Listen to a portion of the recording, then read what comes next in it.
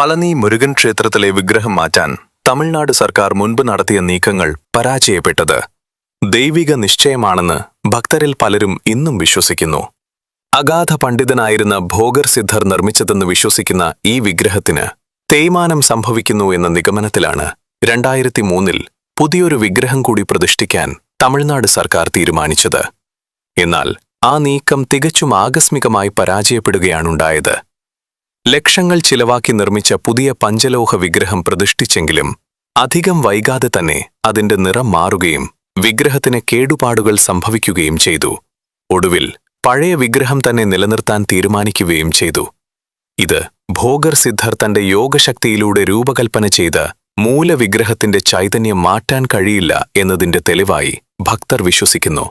മാത്രമല്ല, പ്രകൃതിയിലെ 9 മാരകമായ വിഷങ്ങൾ കൃത്യമായ അളവിൽ ചേർത്ത് നിർമ്മിക്കപ്പെട്ട നവപാഷാണ വിഗ്രഹമെന്നറിയപ്പെടുന്ന ഈ പ്രതിഷ്ഠയ്ക്ക് ഔഷധഗുണമുള്ളതിനാൽ അതിൽ അഭിഷേകം ചെയ്യപ്പെടുന്ന പാൽ, പനിനീർ എന്നിവ ഔഷധഗുണമുള്ളതായി മാറുന്നത് ഭോഗരുടെ വൈദ്യശാസ്ത്രത്തിലുള്ള അറിവിന്റെ മികവായി ഭക്തർ കാണുന്നു.